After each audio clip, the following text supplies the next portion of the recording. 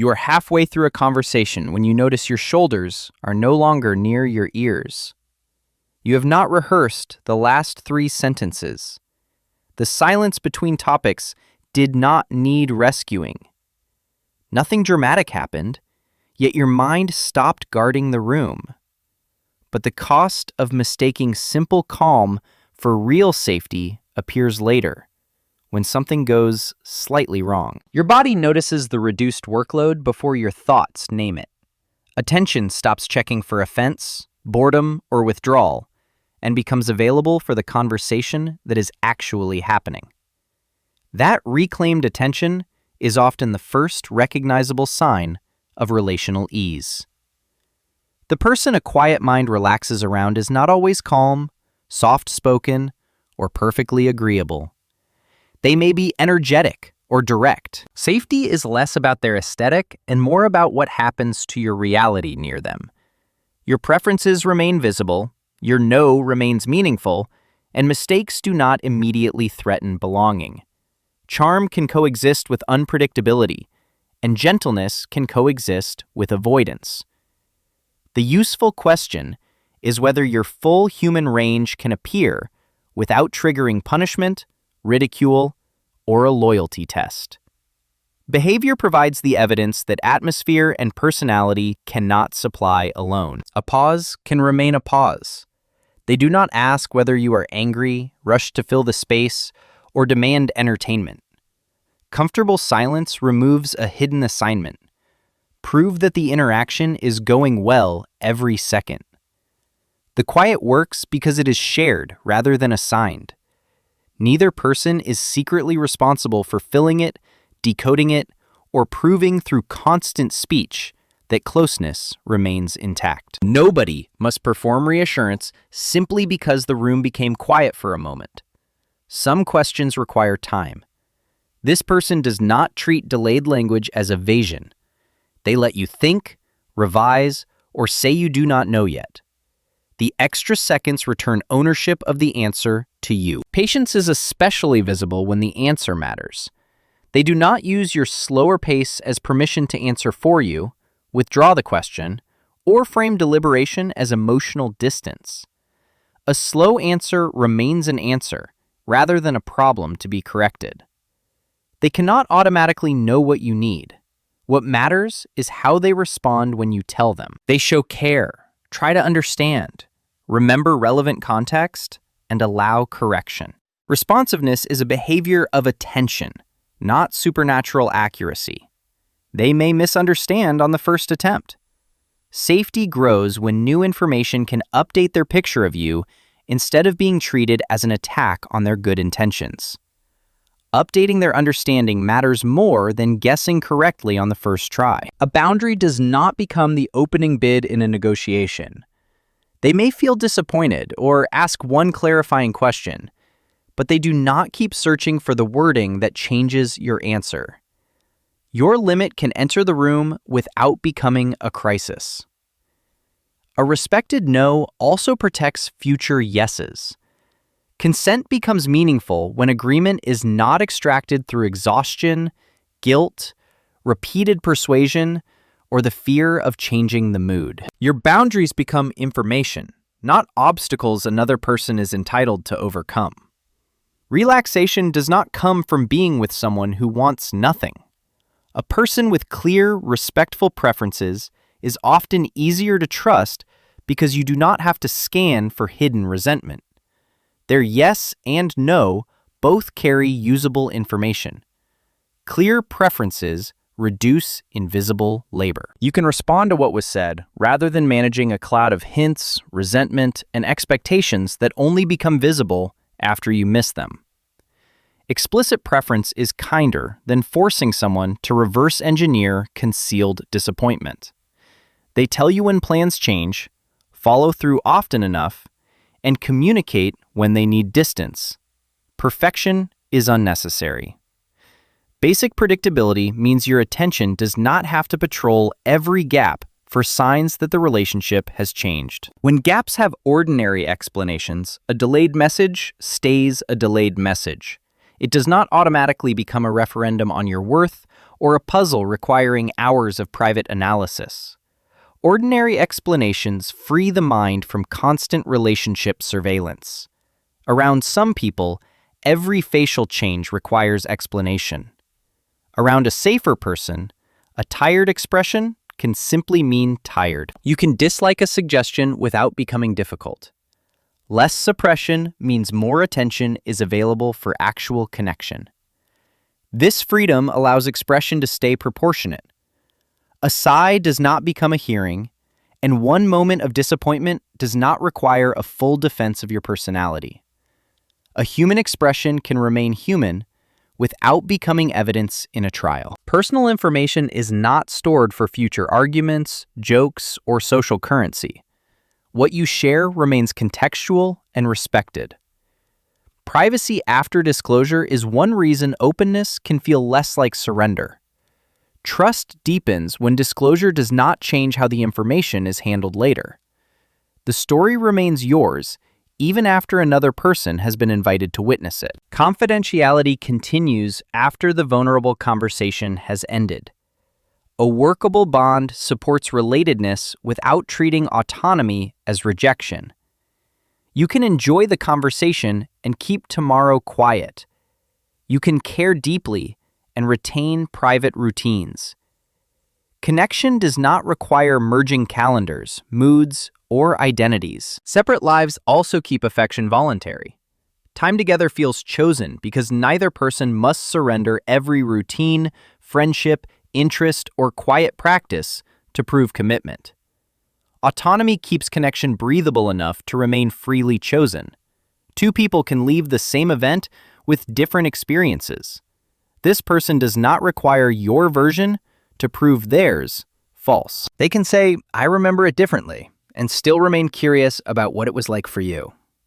Different memories can sit beside each other without becoming a courtroom. Curiosity makes room for impact, even when no shared transcript can settle every detail. Both memories can matter without producing one officially approved emotional history. Eventually, they interrupt, forget, misunderstand, or speak too sharply. This is where the opening promise is tested. A quiet mind relaxes not because rupture never happens, but because repair is available after it. The rupture may be tiny, yet your older alarm can treat it as a forecast. What happens next teaches the mind whether error leads toward clarification or toward exile.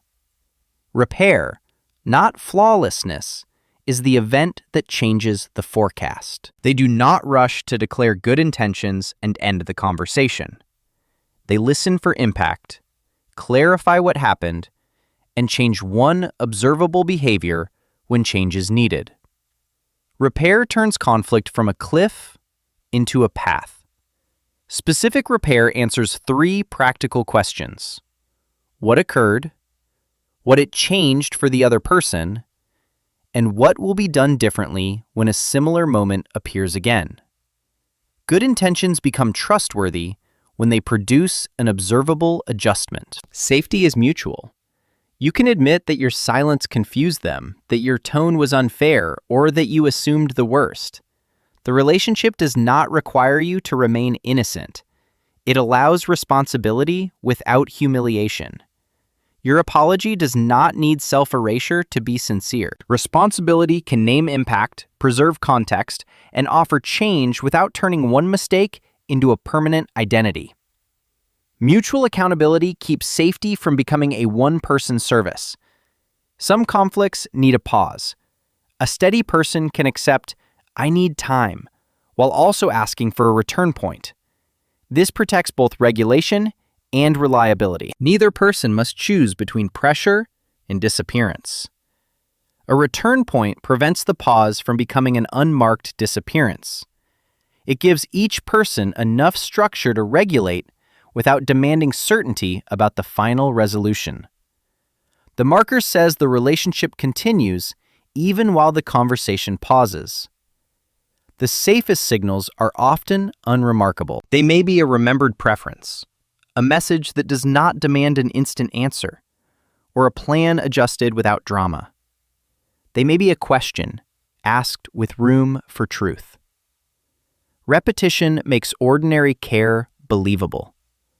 Ordinary care rarely announces itself as evidence. Its strength comes from being repeated across dull Tuesdays, changed plans, tired evenings, and moments when nobody is performing their best self. Reliability is built from moments too small to become dramatic stories. Not every meeting must be memorable. Errands, quiet meals, and parallel tasks can hold connection without performance. The ability to be uninteresting together is a form of trust, because neither person must earn the next invitation through constant value. Boredom tolerance is relational freedom. You can use the room instead of using each other as entertainment, and companionship remains present without consuming the entire field of attention. Parallel attention can feel intimate because neither person is being consumed. Relaxation is useful information, but familiar patterns can also feel calm. Combine the body signal with behavior over time. Does the person respect limits, respond to truth, and repair impact? Safety is a pattern, not one soothing evening.